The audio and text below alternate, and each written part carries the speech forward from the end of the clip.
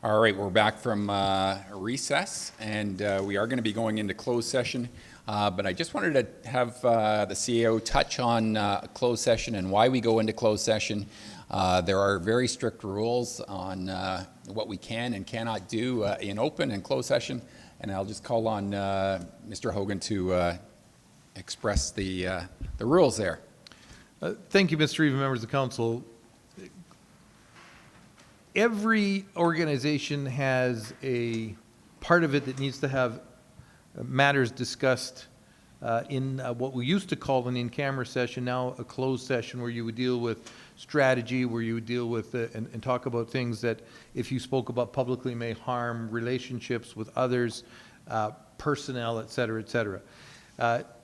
Under the rules today, there are several sections under the Freedom of Information Act, FOIP as we call it, where we are allowed to go in and in many cases encouraged to go into closed session to discuss those things that may have a negative pushback in terms of a relationship, legal tactics, legal strategy, discussion of personnel that you wouldn't obviously want to deal with in public.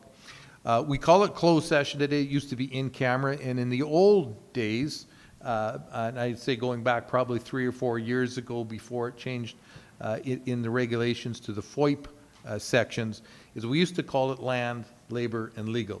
Those are essentially the three things, and I still, in my mind, I ask myself those three questions. Are we discussing a land sale or a land purchase? For example, one of the reasons we would go into closed session is if we were selling a piece of property or buying a piece of property, obviously it would not be in the MD's best interest to tell everybody in public session that we're looking at buying a particular piece of property, because often the municipality is viewed with deep pockets and land prices tend to skyrocket as soon as somebody realizes the MD may be interested in purchasing that piece of property. So that would be one. A sale would be the other one as well. The legal, obviously, would be anytime we're discussing a matter, legal tactics, legal strategy, ongoing legal updates that we may not want to publicize as the other person that we're across the table from in that legal fight would obviously be able to see how we were strategizing in terms of making our case the best way possible. And then the labor, if we're discussing personnel, staff, labor would also include a council code of conduct matter. That's a personnel matter.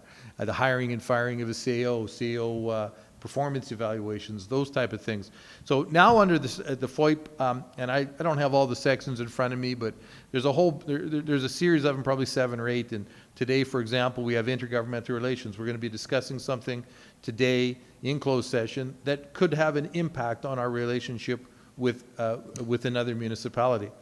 Personnel is there. That's obviously the same thing. We're going to be having a discussion which we wouldn't want brought into the public domain because it could have a negative. It could hurt somebody in the public. There are no motions allowed to be made in an in-camera or a closed session, only the discussion. Any motion or direction provided to administration or from council the actual motion arising from that closed session discussion must be made in the form of a motion in a public session. So there is no ability for council to pass a motion in closed session, thereby hiding a particular decision. For example, if you were purchasing a piece of property, council may discuss and debate in closed session as to how much they're prepared to pay and what they would pay for it.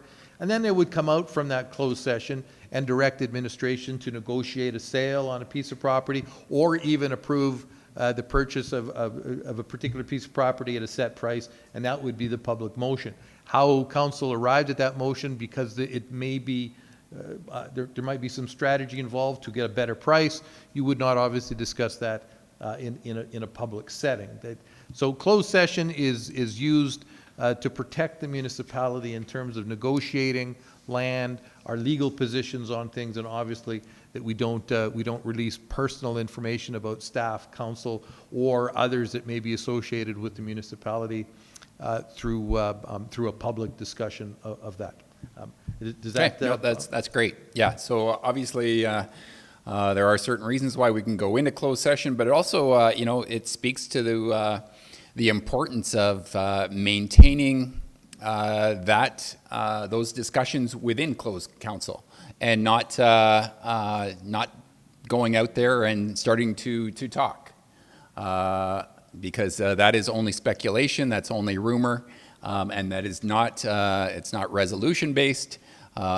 Everything that council operates on has to come from a motion, and if it doesn't have a motion to back it up, it is just that, rumor. So with that, we need a motion to go to closed session. Make that motion. Okay, by Councillor Fadeev, and we can call the vote.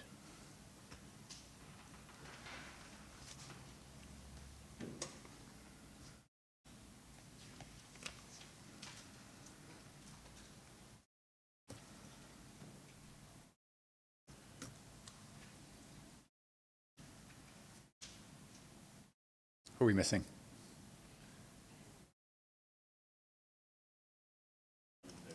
Just say, all right, in favor, Ed? Okay. That is carried. Okay, we are now in closed session.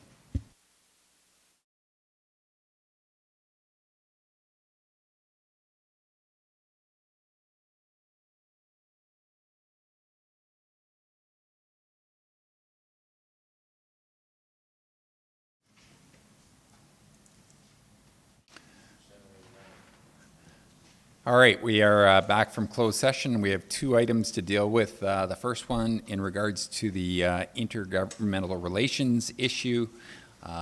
Do we have a motion prepared there on that one? Okay, go ahead.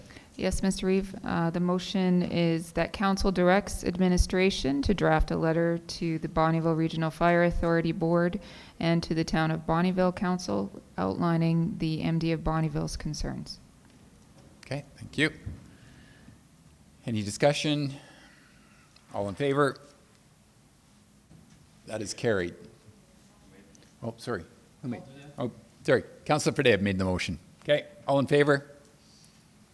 That's carried. Okay, second item was in regards to personnel. On that one, the motion is to have administration. That council directs administration to complete negotiations as discussed in closed session. Okay, thank you. Who would like to make that one? Okay, Councillor Jubenville makes the motion. All in favor? That's carried. Okay, that completes the regular session. We have a motion to adjourn. Sure, yeah, go ahead. Thank you. Some concerns people have. Is the tax deadline October 15th or September 15th? So basically, and this is. Because some people are thinking it's October, and I thought it was. So the tax deadline is September, but I understand from the previous year that council extended the penalty by 30 days, so there's no penalties in that first 30 days. Penalties don't kick in until October. October 16th then. Correct. So that means they can pay their taxes up to October 15th with no penalty. What it really means is the tax date is October the 16th. Yes. That's what it really means. Yeah, because there's some concerns people are saying, and I'm telling them October 15th. but- No, there was, council last year, as Yes. I've read through the minutes, had allowed a 30-day Right. window before penalties, just COVID. Because of COVID, Yeah, yes. there's a grace period, so. Okay, thank you very much. Okay.